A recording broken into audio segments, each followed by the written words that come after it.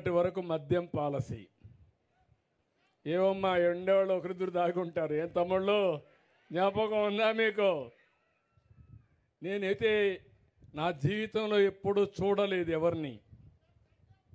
మద్యం అంతా వీళ్ళు, డిస్టిలరీస్ వీళ్ళే ఓనర్షిప్, అక్కడి నుంచి హోల్సేల్ వీళ్ళే, రీటైల్ వీళ్ళే, షాపులో అమ్మేది వీళ్ళే, కల్తీ చేసేది వీళ్ళే. ప్రజలంటే ప్రజల ప్రాణాలు లెక్క లేకుండా చేసి పారేశారు.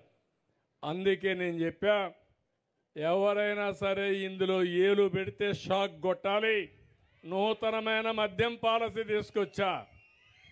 అదే సమయంలో ఆ మద్యం పాలసీలో బీసీలకు రిజర్వేషన్లు పెట్టాలని, ఎవరైతే శెట్టి బలిజ, ఈడిగా, అదే మరిగా మిగిలిన గౌడ వీళ్ళందరి కోసం 10% షాపుల్లో రిజర్వేషన్లు పెట్టిన పార్టీ తెలుగుదేశం కూటమి ప్రభుత్వం అని చెప్పి కూడా నేను మీకు తెలియజేస్తున్నా.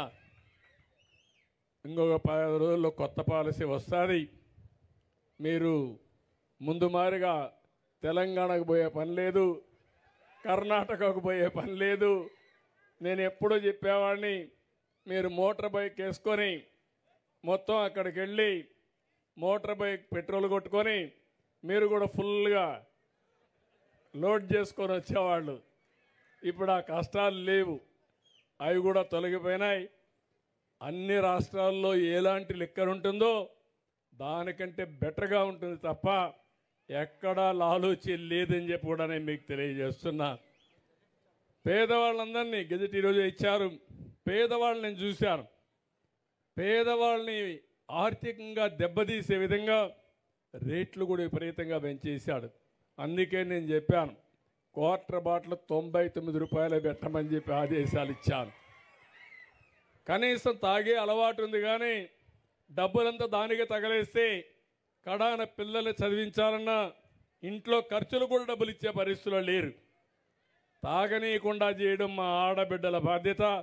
మీకు చాలాసార్లు నేర్పించా. ఇక్కడంతా డాక్రా సంఘాలు ఉన్నారు.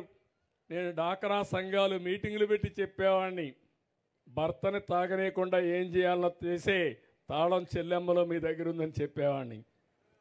కానీ ఇప్పుడు కూడా మీరు తాగనీయకుండా చేయగలిగితే చాలా సంతోషం. దానికి కూడా ఒక 100 కోట్ల రూపాయలు ఖర్చు పెట్టి మద్యాన్ని తాగనీయకుండా అలవాటు మార్పించడానికి ప్రయత్నం చేస్తా. అది కూడా ముందుకు పోదామని చెప్పి కూడా నేను మీకు తెలియజేస్తున్నా.